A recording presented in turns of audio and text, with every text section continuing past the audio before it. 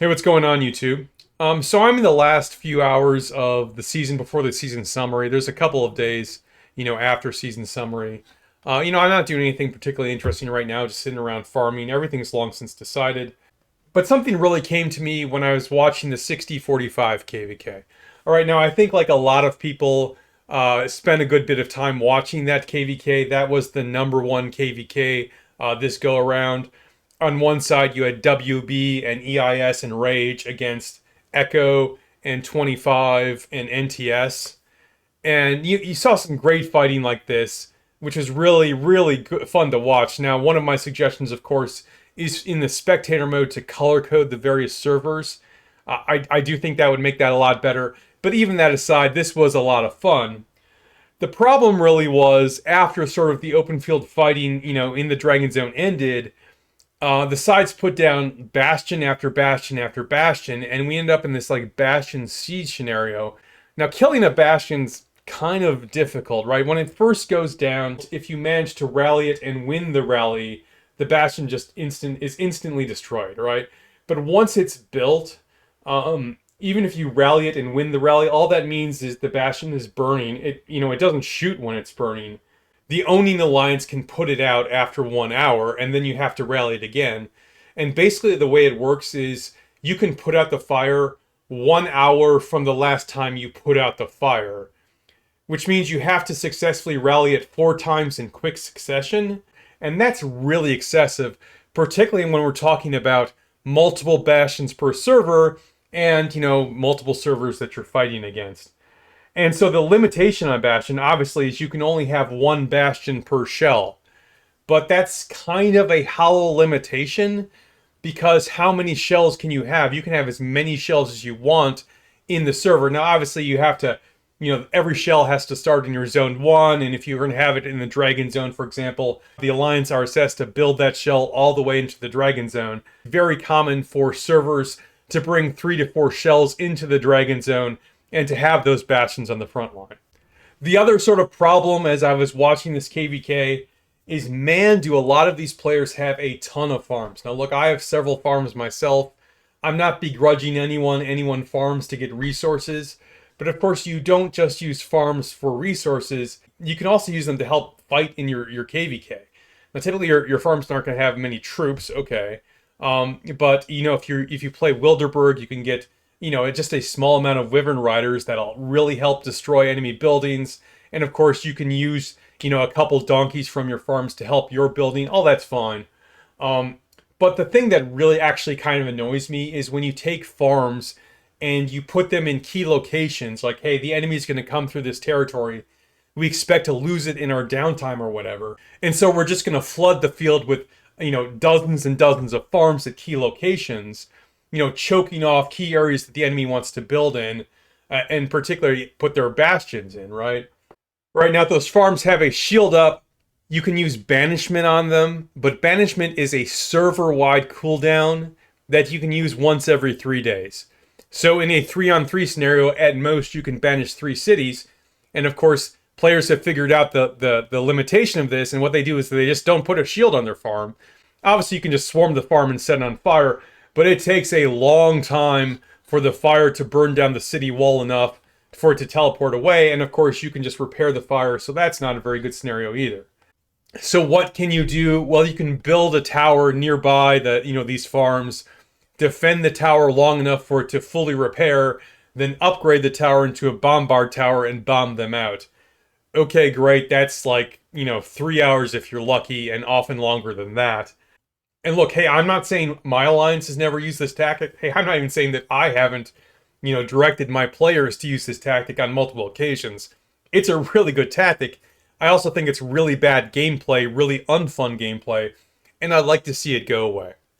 And so I'm thinking about these two problems, and it occurs to me that there's a pretty easy solution. We'll put an asterisk on that and come back to it, to, if not solve these problems, at least mitigate them, bring back that open field fighting, which is the really great thing about this game. Okay, so what's that solution? Well, it comes down to how we register for KVKs, all right? The way it works right now is the High King or Queen, selects what scenario they want, usually have a couple choices, and they either register their kingdom or they don't register their kingdom. If you don't register, you don't register it, whatever. But if you register it, it basically registers the entire server, and everyone from the server can go into that KVK. Okay, what if instead of registering the server, you could register shells to go into the KVK, and you could only register a limited number of shells, and I think the perfect number is 2 shells to go into the KVK. And the way it would work is when the registration comes up, you say, hey, everyone, if you want to be in this KVK, you have to be in Awesome Alliance 1 or Awesome Alliance 2. If you're in Awesome Alliance 3, 4, or 5, you're not going to go into the KVK. And you have a specific time. Maybe it's the time of registration. Maybe it's the time when the registration timer runs out. Whatever. You just pick a time. And everyone in those 2 shells that the king or queen registers is eligible to go in the KVK. And anyone else on the server just can't go into the KVK. All right. All right. And the last thing about this idea is you can't form a new alliance shell in the KVK, right? Form as many shells as you want your home kingdom, but you can only bring 2 of them into the KVK each season. Okay. So how does this address the problems I've talked about? Well, in terms of, the bastions, you're limited to 1 bastion per alliance shell. Well, this would mean at most you have 2 bastions. Okay. Now, I've heard a couple different ideas for this. The first is get rid of bastions. Hey, sign me up. The problem is, let's be honest, the developers are not getting rid of bastions. They're keeping them in the game. So let's focus on what's achievable. The second idea I've heard is limit bastions to 1 per server. I'm pretty good with that. I think there's some minor logistical issues, like how do you decide what shell could get it, but you could easily work through that. I just don't think the developers are going to bite on that either. But, 2 bastions per side is certainly better than 3 to 4 bastions per side. Okay, so it cuts down the number of bastions. What about the number of farms? Well, if you can only have 2 shells in the KVK, that limits the number of players you have, right? And let's say, obviously the biggest shell can have is 200. And let's say we make the rule that every shell can have up to 200 players in it, right? That would mean you could bring up to 400 accounts into the KVK, all right? Now, first, is that a limitation? Is that going to choke off some alliances? Hey, if you got more than 400 active players that want into every KVK, good for you, all right? My alliance, it's an older alliance, has nowhere near that. I don't think the top alliances are over 400 at this point. If your alliance has more than 400 active players that want to go into every KVK, this suggestion's terrible for you. I just don't think that's too much of a reality in the game today. Okay, so if you have less than 400 players, let's say you have 200 players, you could still bring a bunch of farms, but at least there's some limitation. The KVKs I'm looking at now, players have literally 30 to 40 farms in the KVK, most of the time just in zone 1 farming, but then they flood the zone, they block teleport space whenever it's needed. Okay, this idea I think has a couple other big advantages. The first is it completely solves the dead weight problem, right? I think pretty much every server has players who have quit or almost quit or just don't feel like playing in KVK. The problem is if they've completely quit and they're completely inactive for its 40 days, then they don't count against your kingdom power unless they sign on again randomly and then they count again. If they're just not active, if they just farm, they don't fight much, they're not interested in following orders, they just want to sit around, they count against your kingdom's power. And if you have too many of those players, they'll bump your kingdom up to face harder foes, and you'll just get slaughtered because you have too much dead weight. Okay, now how do you get them out? Well, it's a constant ongoing problem. You encourage them to leave. You can give them king vouchers to make migration earlier, etc., etc. Of course, the last thing you can do is you can literally buy them off your server. You can use your wallet to get rid of dead weights. We hate that idea, but that's the case when you have to register your entire server. If you only register a couple shells in your server, it's very easy to not let deadweight players in your shells. So keeping the deadweight players out of the KVK, that's too simple. And when you do matchmaking, you matchmake based on the strength of the shells you bring, not the entire server. But the other abilities, they're all sort of shell-based. Storm Vanguard, that's great. The build buff, that's great. And of course, Fog of War is so powerful. And if you have multiple shells that you can rotate through the front line, to spam this fog of war ability, that's really powerful. That's a strong incentive to bring all these multiple shells with you. Now, what's the problem with that? Well, if you're just a rank and file member, you probably get told, 2 times a day, okay, we need everyone in Awesome Alliance 4 now. You need to do slow builds so we can get up those alliance points, and we need additional resources in Awesome Alliance 5, etc. So it kind of sucks swapping shells all the time. The other thing is, if you're an R4 and R5, managing the bureaucracy of all these additional alliance shells sucks. It's so not fun. It's very powerful, so you do it. It's a zero-sum game, right?